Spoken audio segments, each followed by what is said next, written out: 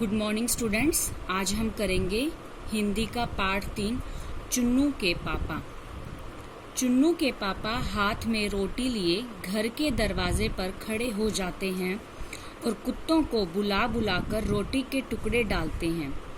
गली भर में वही एक ऐसे आदमी हैं जो खाली समय को भिन्न भिन्न मतलब अलग अलग कार्यों में लगाते हैं। कार्य मतलब कामों में लगाते हैं। एक मिनट भी ऐसा नहीं जाने देते जिसका सदुपयोग न कर पाते हों। सदुपयोग मतलब सही उपयोग। कुत्ते आने लगते हैं और वे उनके आगे रोटी के टुकड़े तोड़ तोड़ कर बड़े प्रेम से डालने लगते हैं। प्रेम से मतलब कि प्यार से। एक दिन सिर में बड़ा घाव लगा एक कुत्ता रोटी खाते हुए अन्य कुत्तों के पीछे खड़ा था। वह बार बार घाव को मक्खियों से बचाने के लिए सिर हिलाता, परंतु अन्य कुत्तों के डर से आगे न आता।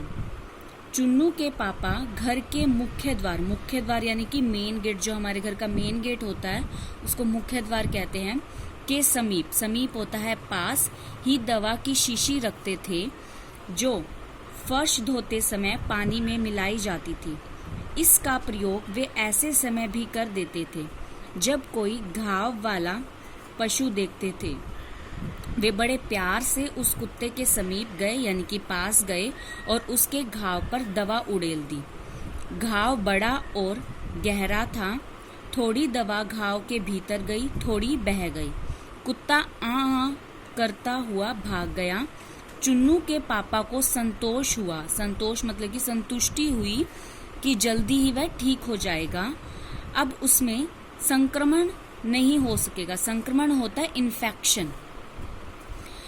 चुन्नू के पापा केवल कुत्तों को रोटी ही नहीं खिलाते, वे बहुत से अन्य कार्य भी करते हैं। अन्य मतलब और काम भी करते हैं। नगर पालिका के किसी नल की टोंटी को खुला देखते ही वे साइकिल से उतरकर तुरंत उसे बंद कर देते हैं। यदि वह खराब हो तो उसे कपड़े से कसकर बांध देते हैं और इसकी सूचना वार्ड के सभासद को देते हैं।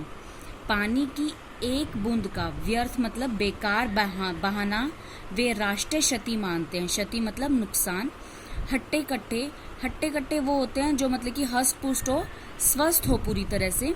उन लोगों को भीख मांगते हुए देखने पर उन्हें बड़ा दुख होता है। वे उन्हें समझाए बगैर नहीं मानते। अनेक बार उनकी पत्नी भी उनसे कहती है कि एक मुट्ठी आटा दे दो, क्यों इनके साथ अपना समय खराब करते हो, परंतु वे ऐसे नहीं मानते। वे उसे समझाते हैं कि भगवान ने हाथ पुरुषार्थ करने के लिए दिए हैं।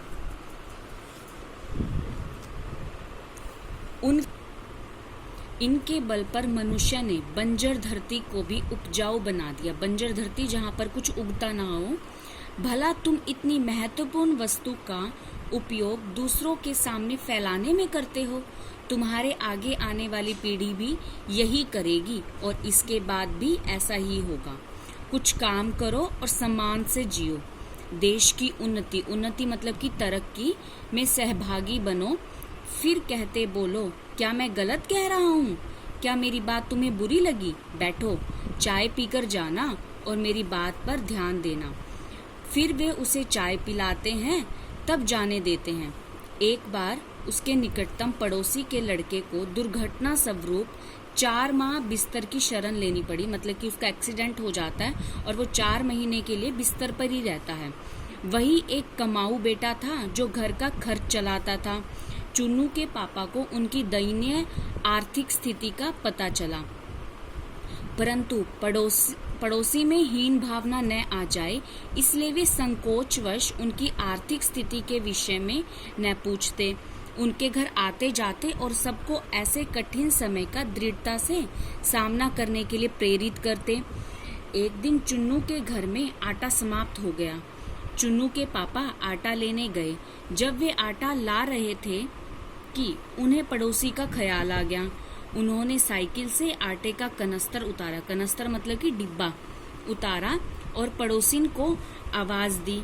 वे आई तो बोले, कम बताओ इसे कहाँ रखवाना है।